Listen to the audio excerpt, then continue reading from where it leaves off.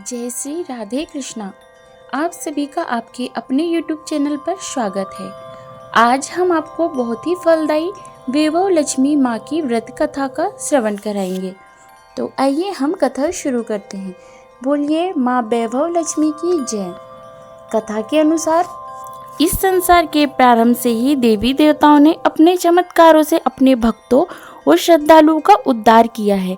ऐसी महिमाओं का वर्णन हमने अक्सर सुना है। माँ श्री वैभव लक्ष्मी जी की महिमा भी सर्व मनोकामना पूरी करने वाली अर्थात सर्व सुख देने वाली है। उनकी महिमा का वर्णन ध्यान पूर्वक सुने। यह कथा एक बहुत विशाल नगर की है और इस नगर में तरह तरह के लाखों लोग रहते थे। सभी धर्मों के लोग वहाँ रहते थे।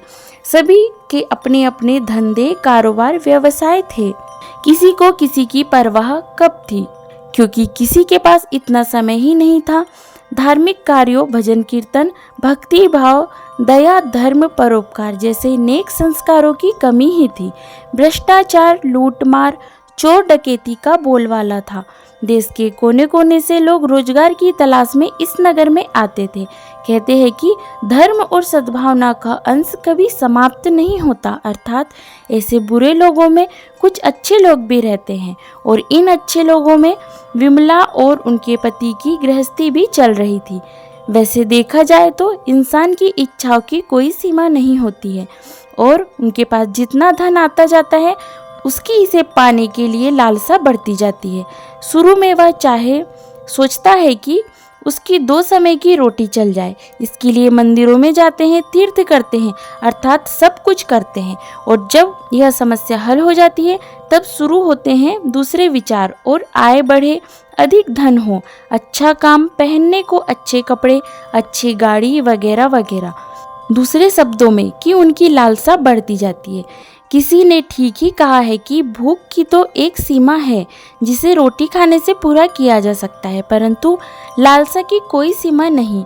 इस लालसा में बंधा इंसान यह भूल जाता है कि यह द्वार उसे मृत्यु की ओर ले जा रहा है, अर्थात मानव जीवन इतना बड़ा है जिस पर हम भविष्य का इतना बड़ा बोझ लाद देते हैं। हम अपनी लालसा, काम, क्रोध, अहंकार में अंधे होकर उस प्रभु, उस महाशक्ति को भी भूल जाते हैं जिसने हम सबको जन्म दिया है और यह सब संसार चलाया है। और यही सब कुछ कलयुग की निशानी है। पाप की परछाइयाँ लंबी और गहरी होनी शुरू हो जाती है। धर्म व्यापार बन जाता है, अधर्मी खूब फलते फूलते हैं। तो आइए हम कथा का श्रवण करते हैं। ऐसे ही सब कुछ विमला की गृहस्थी से हुआ। पहले तो उसका एक छोटा सा घर अर्थात एक ही कमरा था। उसी में रसोई, उसी में सोना, खाना पीना इत्यादि होता था। विमला का पति घनश्याम यहाँ किसी आरती के पास नौकर था। दोनों बहुत ईमानदार थे। विमला तो बहुत ही धार्मिक प्रकृति की और संतोषी थी और उसका पति भी विवेकी और सुशील था, अर्थात उनकी गृहस्थी अपने इलाके में एक मिसाल थी। वह दोनों कभी किसी से उलझते भी नहीं थे, कभी किसी को किसी प्रकार के अपशब्द नहीं कहते थे। दयालुता और सदाचार उनके रोम रोम में बसी थी। विमला नित्य मंदिर जाती थी। इस तरह उनकी गृहस्थी खुशी खुशी चल रही थी। परंतु हम जानते हैं कि कर्म की गति न्यारी है। ईश्वर की लीला को कौन जान पाया है। समय और मनुष्य का भाग्य उनको पल में राजा से रंक और रंक से राजा बना देता है। ऐसी सत्य कथाएं हमने अनेक सुनी हैं। ऐसा ही कुछ विमला के पति घनश्याम से हुआ। वह शीघ्र से शीघ्र अमीर होना चाहता था और इसी लक्ष्य को लेकर वह गलत रास्ते पर चलने लगा। उसकी दोस्ती कुछ बुरी संगति के लोगों से हो गई। वह जुआ खेलने लगा। देखते ही देखते वह शराब भी पीने लगा। इन सब चीज़ों के लिए धन चाहिए था, परंतु वह कहाँ से आता। करते करते उसने विमला के जेवर और घर का लगभग सारा सामान बेच दिया और करोड़पति से ख्वाब देखने वाला घनश्याम कंगाल हो गया और उसके करोड़पति बनने के सपने को अस्त व्यस्त हुए और साथ साथ उनकी घर गृहस्थी भी बिखर गई। अति दरिद्रता से ग्रस्त होकर वह विमला से मारपीट भी करने लगा।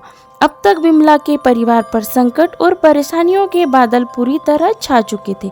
वह अपने पति का व्यवहार देखकर और अपने घर की हालत देखकर बहुत दुखी थी और अंदर ही अंदर टूट गई थी। हर समय उदास रहने लगी। वह अपना दुख किसको जाकर बताती, लेकिन पिछले कुछ समय से वह जब भी परेशान होती थी तो देवी माँ लक्ष्मी जी की आराधना करती।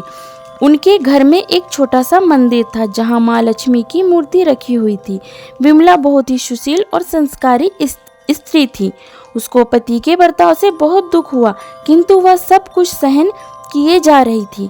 कहते हैं हर रात के पीछे एक दिन होता है और हर दिन के पीछे एक रात। इसी तरह हर सुख के पीछे दुख होता है और हर दुख के पीछे सुख। इसी बात को आधार मानकर और इस पर विश्वास रखकर विमला श्रद्धा के साथ प्रभु भक्ति में लीन रहने लगी। उसका अपने प्रभु में विश्वास नहीं टूटा।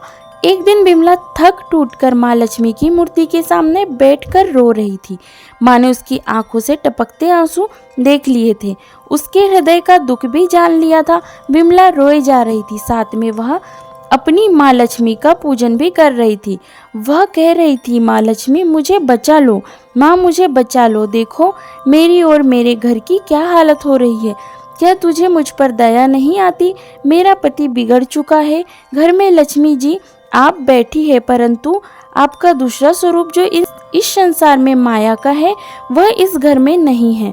उसके बिना जीवन की गति नहीं चलती। माँ मुझे बचा लो, माँ मुझ अभागिन को बचा लो। माँ मुझे शक्ति दो, माँ मुझे शक्ति दो, शक्ति दो। माँ लक्ष्मी मुझ पर कृपा करो, इस घर को बचा लो। अब आप ही मेरा अंतिम सहारा है। तुमने मुझे ना बचाया तो मैं आपके चरणों में ही जान दे दूंगी। अब तो यही मेरा अंतिम निर्णय है। यह कहती हुई वह माँ लक्ष्मी की मूर्ति के आगे गिर गई। तभी किसी ने उसके द्वार पर दस्तक दी। विमला के अंदर न जाने कहां से अनजानी शक्ति आ गई। वह माँ लक्ष्मी के चरणों से उठकर अपने घर का द्वार खोलने चली गई और सोच ही रही थी, मुझ गरीब के घर इस समय कौन आया होगा। घर आए अतिथि का सत्कार करना चाहिए। ऐसे संस्कारों वाली विमला ने खड़े होकर घर का द्वार खोला। देखा तो सामने एक मांझी खड़ी थी। उम्र में वह कुछ बड़ी थी। उनके चेहरे पर अलौकिक तेज अजीब सा था। उसकी आंखों में से मानो अमृत बह रहा हो। उसके देखते ही विमला के मन में उदार शक्ति छा गई, क्योंकि उनके चेहरे से करुणा और प्यार छलक रहा था। उनको देखकर विमला के रोम रोम में आनंद सा छा गया। विमला ने मांझी को आदर सहित भीतर आने को कहा और उन्हें बैठने के लिए बिछौना भी दिया। आसन ग्रहण करने के पश्चात मांझी ने विमला से पूछा, क्यों मुझे पहचाना नहीं? विमला ने कुछ हिचकिचाहट के साथ कहा, माँ आपको देखते ही मुझे बहुत खुशी हो रही है, अपार शांति मिल रही है। ऐसा महसूस हो रहा है शायद मैं जिसे ढूंढ रही थी वह मुझे मिल गई, पर मैं आपको पहचान नहीं सकती। मांझी ने हंसकर और प्यार से कहा, क्यों मुझे भूल रही हो? हर शुक्रवार को माँ लक्ष्मी जी के मंदिर में भजन कीर्तन होते हैं, तब भी मैं वहीं होती हूँ। वहाँ हम हर बार मिलते हैं। जब से पति ने गलत रास्ता अपनाया था, विमला ने मंदिर जाना भी छोड़ दिया था। वह किसी से मिलती भी नहीं थी, यहाँ तक किसी से नजर मिलाने में भी वह संकोच करती थी। तभी मांझी ने प्यार से कहा, तुम लक्ष्मी जी के मंदिर में कितना मधुर से कीर्तन करती थी, भजनों से सभी का मन मोह लेती थी। अब तुम वहाँ दिखाई नहीं देती। तुम किस हालत में हो इसे देखने के लिए मैं खुद आई हूँ। मांझी के मुख से इतने प्रेम भरे शब्द सुनकर विमला का हृदय गदगद हो उठा, क्योंकि जिस हाल में विमला रहती थी उस हाल में मांझी से इतने करुणा भरे शब्द उसके लिए जैसे रोते विलखते हुए बच्चे के लिए माँ की गोद के समान थे। विमला की आंखें आंसुओं से भर गई। मांझी के सम्मुख बैठकर वह विलख विलख कर रोने लगी। यह सब देख मांझी ने विमला की पीठ पर प्यार भरा हाथ फेरकर सांत्वना देते हुए कहा, बेटी यह संसार तो सुख और दुख का संगम है। सुख और दुख तो धूप और छांव के समान है। जैसे रात के पीछे दिन और दिन के पीछे रात आती है, वैसे ही हर सुख के पीछे दुख और दुख के पीछे सुख आता है।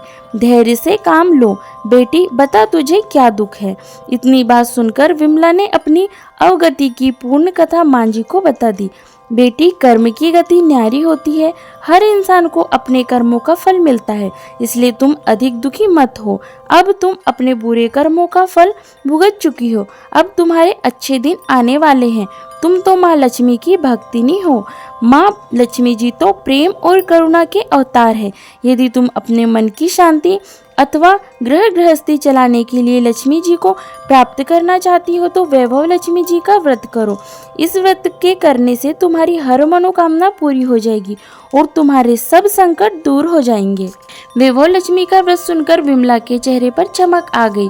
उसने बड़ी उत्सुकता से पूछा, यह व्रत कैसे किया जाता है, यह मुझे समझाइए, मैं यह व्रत अवश्य करूंगी।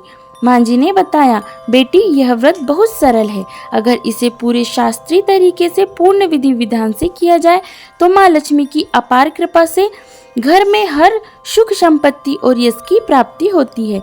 ऐसा कहकर माँ जी वैभव लक्ष्मी की विधि कहने लगी। बेटी यह व्रत वैसे तो सीधा साधा है, किंतु कई लोग इसे गलत तरीके से करते हैं, अतः उसका पूर्ण फल नहीं पाते हैं। कुछ लोगों का मानना है कि सोने की हल्दी और कुमकुम से पूजा करो बस व्रत हो गया, पर ऐसा कुछ नहीं है। किसी भी व्रत का पूर्ण फल पाने के लिए उसे पूर्ण विधि विधान और शास्त्रीय ढंग से ही किया जाना चाहिए। व्रत के पूरे होने के बाद उसका उद्यापन भी शास्त्रीय विधि मुताबिक ही करना चाहिए, तभी यह वैभव लक्ष्मी व्रत का पूर्ण फल देता है। इस व्रत को शुक्रवार के दिन करना चाहिए। सुबह सबसे पहले स्नान करके स्वच्छ कपड़े पहनने चाहिए और सारा दिन जय माँ लक्ष्मी का जाप करते रहना चाहिए। किसी की बुराई, निंदा, चुगली आदि का परहेज रखना चाहिए। शाम को पूर्व दिशा में मुंह करके आसन पर बैठ जाओ। सामने पाटा रखकर उसके ऊपर साफ सुथरा वस्त्र बिछाकर उस पर चावल का छोटा सा ढेर करें। उस ढेर के ऊपर पानी से भरा तांबे अथवा चांदी का कलश रखकर उस पर एक कटोरी रखो। उस कटोरी में सोने का कोई गहना रखो। अगर घर में सोना ना हो तो कोई चांदी का गहना रखो, और अगर चांदी भी ना हो तो रोकड़ या रुपया ही रखना चाहिए। तब घी का दीपक जलाकर धूप बत्ती सुलगा कर रखो। सिक्के की हल्दी, कुमकुम व गुलाल के फूलों से पूजन करें। एक पात्र में मिष्ठान या गुड़ रखें। माँ लक्ष्मी के कई स्वरूप है और माँ लक्ष्मी को श्री यंत्र अति प्रिय है, अतः वैभव लक्ष्मी के पूजन विधि करते समय सर्वप्रथम सच्चे दिल से श्री यंत्र और माँ लक्ष्मी जी की विविध स्वरूपों के दर्शन करो। उसके बाद लक्ष्मी स्तवन की स्तुति करें और लक्ष्मी चालीसा का पाठ करें। तत्पश्चात घी, आटे और चीनी को भूनकर बनाया गया प्रसाद, जिसमें केले के टुकड़े भी हो, माँ लक्ष्मी की आरती करके उस प्रसाद को श्रद्धापूर्वक लोगों में बांट दे तथा प्रसाद बांटते समय भी जय माँ लक्ष्मी बोलते रहना चाहिए। इस व्रत को इस विधि के अनुसार निरंतर 11, 21 या 51 शुक्रवार करना चाहिए। अगर आप में शक्ति हो तो सारा दिन उपवास करना चाहिए। सूर्यास्त होने के पश्चात माँ की उपासना करके जब प्रसाद बांट ले तो आप भी भोजन ग्रहण कर सकते हैं। बाद में माँ के आगे पड़े चावल पक्षियों में डाल दे तथा कलश का पानी तुलसी जी की क्यारी में डाल देना चाहिए। इस तरह शास्त्रीय विधि से व्रत करने पर उसका फल अवश्य मिलता है। इस व्रत के प्रभाव से सब प्रकार की विपत्ति दूर हो जाती है और आदमी मालामाल हो जाता है। संतान ना हो तो उसे संतान प्राप्ति होती है। भाग्यवती स्त्री का सौभाग्य अखंड होता है। कुमारी लड़की को उनका मनभावन पति मिलता है। व्रत पूरा होने पर अर्थात जितने शुक्रवार की मन्नत मांगी हो उसके पूरा होने पर व्रत का उद्यापन शास्त्रीय विधि अनुसार करना चाहिए। माँ जी ने कहा, यह विधि भी मैं तुझे बताती हूँ। आखिरी शुक्रवार को खीर अथवा नैवेद्य रखो। हर शुक्रवार की तरह पूजा विधि करनी चाहिए। पूजन करने के बाद नारियल फोड़े। 7 छोटी कन्याओं को घर बुलाकर उन्हें कुमकुम का तिलक लगाकर प्रसाद दे। उन्हें उनका मनपसंद भोजन खिलाए और उसके बाद उनसे वैभव लक्ष्मी व्रत की महिमा बताए और वैभव लक्ष्मी व्रत की एक पुस्तक भी अवश्य बांटे। इस दिन और मित्र संबंधियों को भी अपना श्रद्धा और सामर्थ्य के अनुसार वैभव लक्ष्मी व्रत कथा की पुस्तक अवश्य बांटनी चाहिए। इसके बाद धन लक्ष्मी स्वरूप, वैभव लक्ष्मी स्वरूप माँ लक्ष्मी जी की छवि को प्रणाम करें। माँ लक्ष्मी जी का यह स्वरूप वैभव देने वाला है। प्रणाम करते समय मन ही मन भावुकता से माँ की प्रार्थना करते समय कहे, हे माँ लक्ष्मी, हे वैभव लक्ष्मी, मैंने सच्चे हृदय से आपका वैभव लक्ष्मी का व्रत पूरा किया है। हे माँ, हमारी जो भी मनोकामना आपने की हो वह बोलो। मनोकामना शीघ्र अतिशीघ्र पूरी करो। आप तो कल्याणकारी हो, हम सबका कल्याण करो। हे माँ, आपकी महिमा अपरंपार है।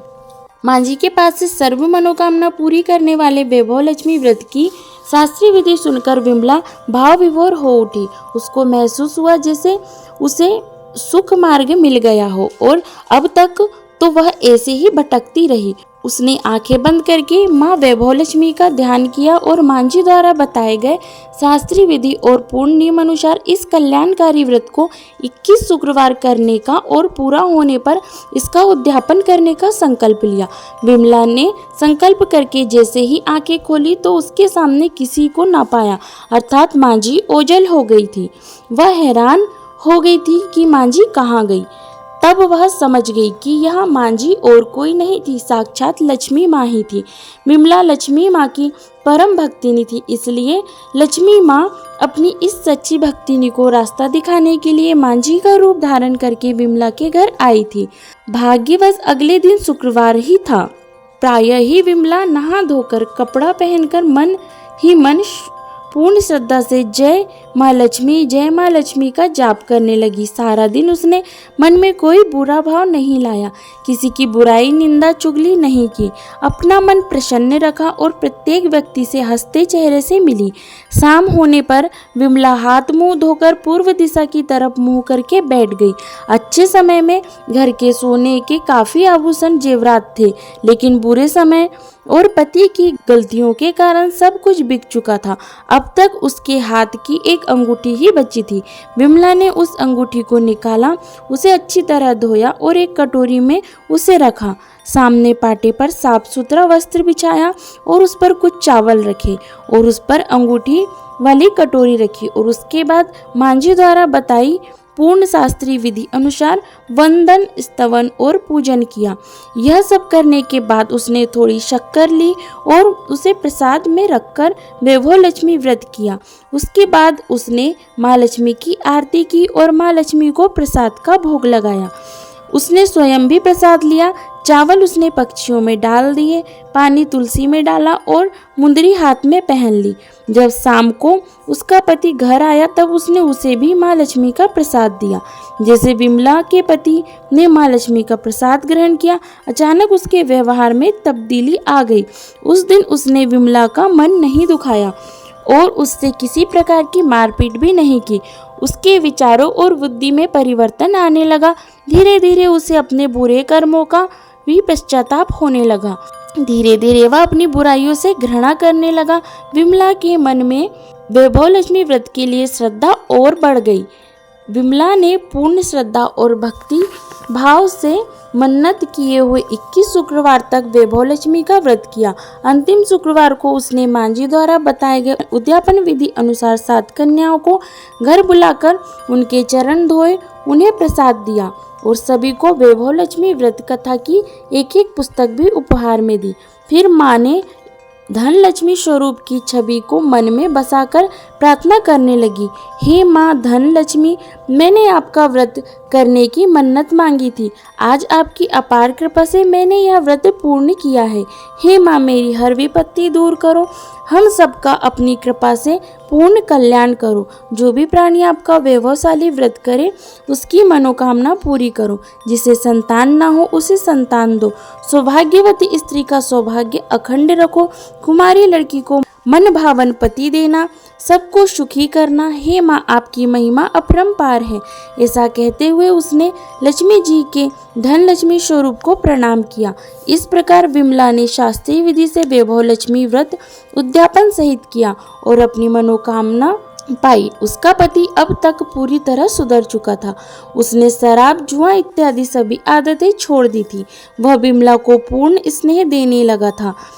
वह फिर से मेहनत करने लगा और धीरे धीरे उनके अच्छे दिन फिर से आ गए। घर का जो सामान बुरे दिनों में उसकी बुराइयों के कारण बिक गया था वह फिर से आ गया और जो गहने जेवरात उसने गिरवी रखे थे वह भी उसने छुड़ा लिए। व्यवसाय में भी उन्हें मुनाफा अधिक होने लगा।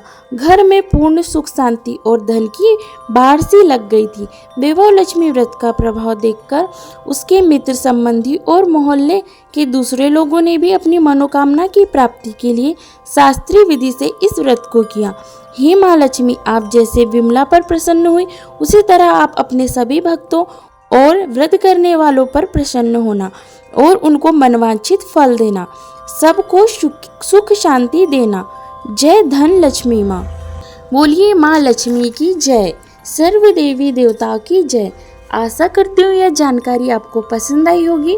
वीडियो पसंद आए तो लाइक कीजिएगा, शेयर कीजिएगा और ऐसी ही ज्ञानवर्धक जानकारियों के लिए और कथा सुनने के लिए हमारे चैनल को सब्सक्राइब कीजिएगा और बेल आइकन को भी प्रेस कीजिएगा ताकि मेरे आने वाले वीडियो का नोटिफिकेशन आपको समय पर मिलता रहे। बोलिए माँ लक्ष्मी की जय। जय श्री राधे कृष्णा। धन्यवाद।